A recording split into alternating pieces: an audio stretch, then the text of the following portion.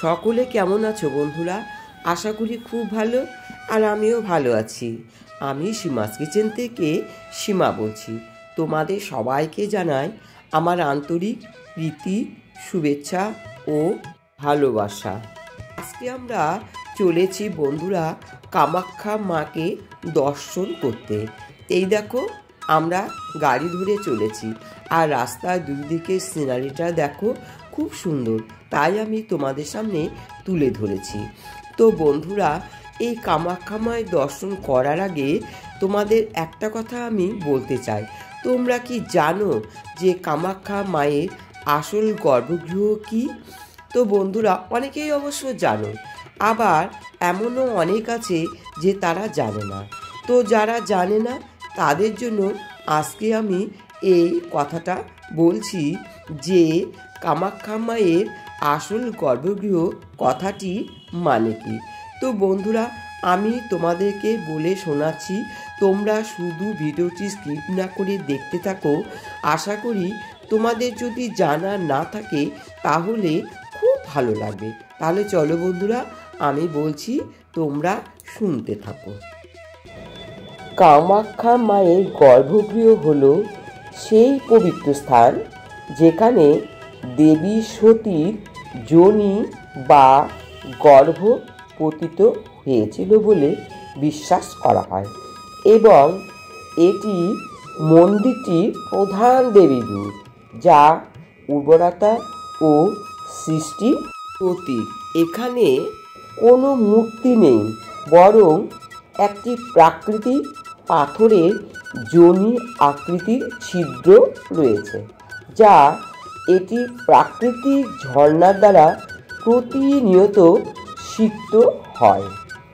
হিন্দু পুরাণ অনুযায়ী যখন শিব তার মৃত স্ত্রী সতীর দেহ নিয়ে তাণ্ডব করছিলেন, তখন বিষ্ণুর চক্রের আঘাতে সতীর দেহ খণ্ডিত হয় এবং কামাখ্যায় তার যোনি বা গর্ভ পতিত হয়।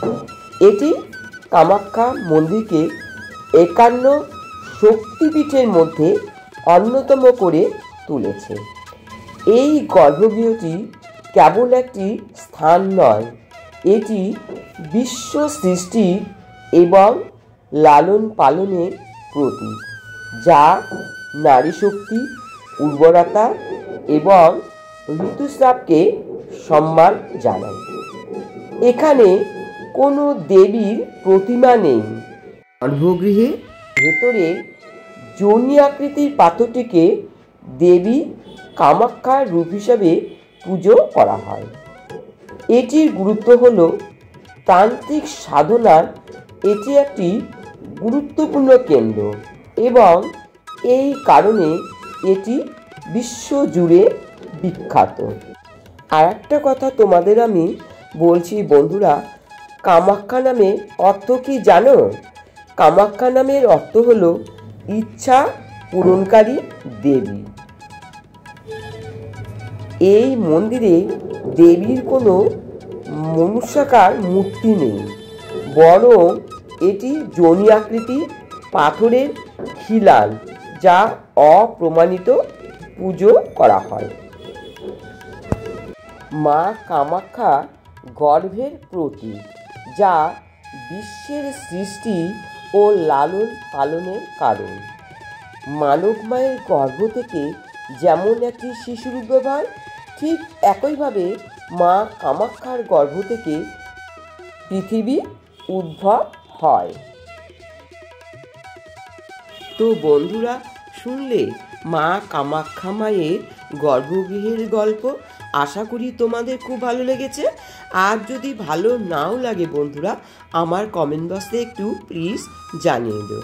তো বন্ধুরা, তোমাদের কাছে একটা ক্ষুদ্র নিবেদন রইল, প্লিজ আমার চ্যানেলটি সাবস্ক্রাইব করে আমার পাশে থেকো, আর বেল বাটনটি অন করে দিও বন্ধুরা। তাহলে আজকের মতো এখানেই শেষ করছি। সবাই খুব ভালো থেকো, সুস্থ থেকো।